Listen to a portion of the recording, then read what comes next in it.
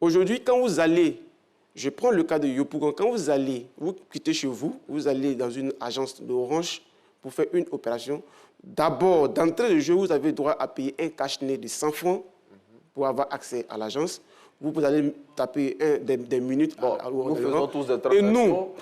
je vous explique. Allons-y. Moi, en tant qu'opérateur économique, je me déplace, je paye mon transport pour aller acheter de la monnaie électronique auprès de l'opérateur, pour venir la mettre à la disposition de l'utilisateur.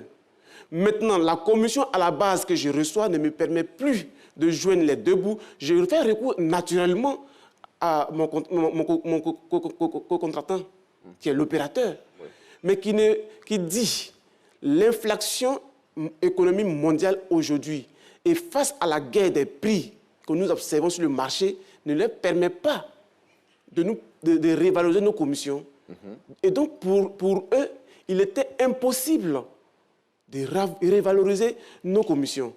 Et nous, étant donné que nous sommes des entrepreneurs et nous sommes régis par un registre de commerce, une déclaration fiscale, nous analysons ensemble, est-ce qu'il faut fermer nos points de vente ou il faut laisser carrément l'activité pour se réinventer, ou il faut trouver une stratégie pour permettre la stabilité de l'activité et continuer de servir la population. En parlant de stabilité, vous avez entrepris des démarches auprès des autorités ivoiriennes pour trouver une solution à cette situation.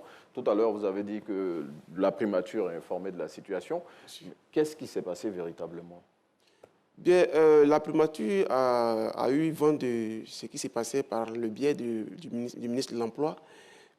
Nous avons reçu un appel du conseiller, l'un des conseillers du Premier ministre, à la date du 10 septembre, qui nous avait dit qu'on devrait avoir une séance de travail. Mais malheureusement, cette séance n'a pas eu lieu jusqu'à présent. Il n'y a pas eu de suite. Bon, on espère pour vous que les choses vont évoluer. Mais je veux dire, l'État de Côte d'Ivoire, quand même, à travers ce que vous avez dit, la taxe qui a été votée par l'Assemblée nationale, perçoit, je veux dire, plus de 120 millions par jour sur le secteur des transferts de mobile money qui, je le rappelle, rapporte 24 milliards de francs CFA par jour aux opérateurs de points de vente mobile money. Sur les 24 milliards, vous occupez 85%. C'est énorme. Je veux dire, à l'époque, quand vous aviez plus de, je ne sais pas combien sur les transactions, vous avez gagné beaucoup d'argent. Pourquoi aujourd'hui, où on a réduit un peu vos commissions, mais vous serrez le coup aux populations, M. Koulibaly? Mais non, M. Koulia. M. Koulia, vous voyez, le problème tout à l'heure, je vous ai signifié, je veux dire que nous avons fermé nos points de vente parce que la diminution, elle est non seulement continuelle, et elle est drastique. Je percevais, par exemple... Si je suis vos propos, jusqu'à présent, les commissions continuent à baisser. Bien sûr. Récemment, il y a je dirais le deuxième au niveau national, dans le mobile money, a réduit encore. Pas plus tard que 2 semaines de cela. Vous voyez, nous vivons vraiment une situation cruciale qu'il est difficile pour la population de cerner. En vérité, nous avons des gouvernants qui s'appuient plus sur la performance économique et non sur la performance, je dirais, de conformité. Je sais que le gouvernement est engagé dans un processus d'amélioration des conditions de vie des populations et le programme social du gouvernement est là pour cela. Je ne vais pas vous laisser dire ce que vous êtes... Ce que je veux dire, c'est pour dire que nous observons un vide juridique dans le secteur de la monnaie électronique. Bon, et c'est à vous d'engager les négociations pour que en fait, ce vide juridique-là soit comblé. Non. Ce n'est pas à nous d'engager. C'est à vous de suggérer. Est-ce que votre secteur, déjà, vous avez combien de syndicats? Vous êtes, je crois, au sein d'une plateforme avec d'autres associations. C'est à vous maintenant, à travers vos actions, de permettre aux autorités ivoiriennes de combler ce vide juridique-là. Parce que si aucune action n'est entreprise, bon, ça ne va pas le faire. Mais bon, passons. Selon vous, vos commissions continuent à diminuer. Est-ce à dire que bientôt, on risque de se retrouver dans la même situation? Oui, bien sûr. Parce que c'est parce que ça a diminué à l'époque que vous avez grévé. Vous avez grévé. Bien sûr. Bon, si ça continue à diminuer, rassurez-nous, vous n'allez pas faire un autre mouvement de grève. Bien sûr, mais ce n'est pas notre objectif parce que lorsque nous fermons nos points de vente, nous également, nous perdons de l'argent. Donc, ce n'est pas pour nous une priorité.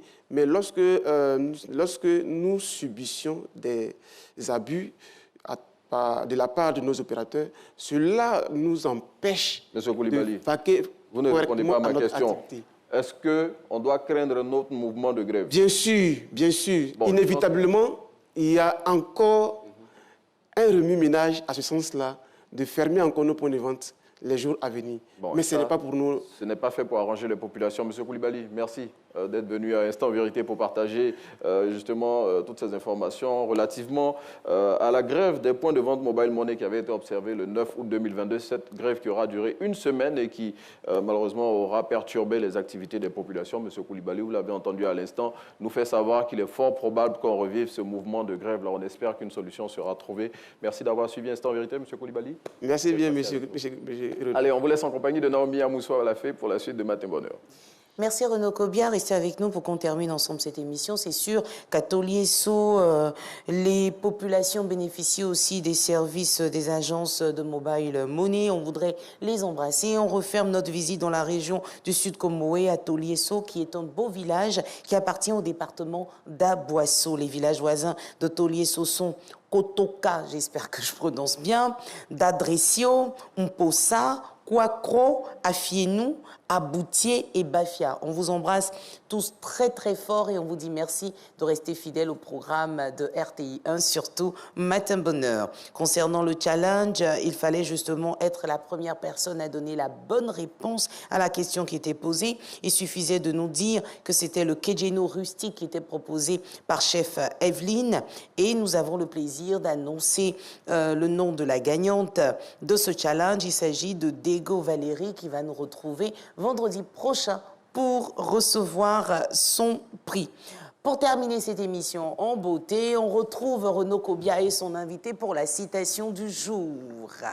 Venez avec nous, s'il vous plaît. Ngomblé, vous pouvez revenir pour la conclusion de l'émission. Voilà, on termine tous ensemble pour dire merci aux téléspectateurs. À vous l'honneur, monsieur. La citation du jour. Citation matinale. Voilà. Le bonheur, c'est lorsque vos actes sont en accord avec vos paroles. Vos actes étaient en accord avec vos paroles ce matin, monsieur? Bien sûr. Vous croyez? Bien sûr. C'est à nous, la population, de payer pour vous? C'est à vous, la population, de soutenir les points de vente. Mais on n'est pas obligé de vous soutenir. Ben, est-ce que vous nous soutenez? Bien sûr. Nous rapprochons les services de la monnaie électronique. Vous rapprochez. Mais est-ce que c'est nous qui vous avons demandé de faire ce business? Ce n'est pas vous, mais c'est à nous de vous aider. Mais vous voulez nous aider, mais on doit payer. Donc, ce n'est plus une aide, c'est une obligation. Ce n'est pas une obligation. Bon, le débat continue chez vous. Merci de nous avoir suivis. Merci. À demain.